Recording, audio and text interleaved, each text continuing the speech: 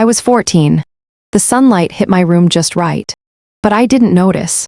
My chest tightened before my mind even understood. The door clicked. I froze. My fingers gripped the edge of the bed.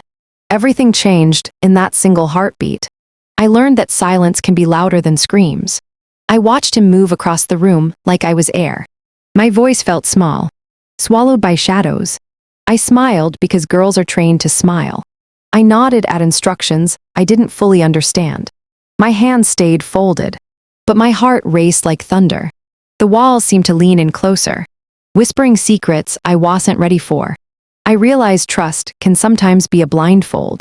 The laughter around me sounded warm but sharp. I adjusted my posture, as if being smaller could save me. My eyes followed every subtle movement, every glance that lingered too long. I learned that attention doesn't equal safety. I noticed how bodies can communicate what words cannot. My chest rose and fell with quiet tension. I wanted to speak, but fear taught me to pause. I remembered that many girls before me had walked this same room in silence. Confusion became a teacher. I learned the hard lesson that discomfort explained away as care is still abuse. I watched myself shrink inside, becoming careful, observant, quiet. Each whispered joke, each unexpected touch, mapped itself onto my memory like a shadow. I told myself it wasn't my fault, though my body betrayed me with trembles. I realized the door wasn't just a barrier. It was a signal of what happens when we are unseen.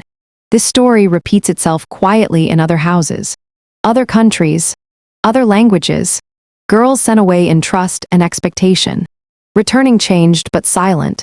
I understood that silence is a learned behavior, a survival instinct.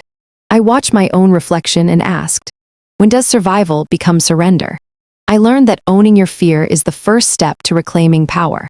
I let my fingers brush against the bedspread, feeling the textures and grounding myself. I focused on breath, posture, small movements that reminded me of control. I reminded myself that my body's reactions were intelligence, not weakness. Each heartbeat became a rhythm of reclaiming agency. I let my eyes meet the corners of the room, claiming space with presence alone. I remembered that consistency in observing, trusting instincts, and maintaining boundaries builds invisible armor. I allowed the red of fear to fade, replacing it with a calm blue confidence. My voice trembled when I finally spoke, but it was mine. My silence had protected me, but it had not defined me. I found that the act of naming my experience, even quietly, was revolutionary. I smiled at myself in the mirror, feeling the posture of someone who has survived but will never again be silent in the same way. I let my hands gesture freely, feeling the blue energy of empowerment fill the room. Today, I walk differently. In dating, I no longer confuse attention with safety. I no longer rush trust or explain discomfort away. I choose environments where respect is expected, not negotiated. My softness is deliberate, my boundaries intentional. I feel the difference in every interaction, in every glance. I know that claiming my voice shifts the energy of any room. This message is for every girl who stayed silent. It is for every woman who thought quiet meant protection. You owe no one your silence. You owe yourself your truth.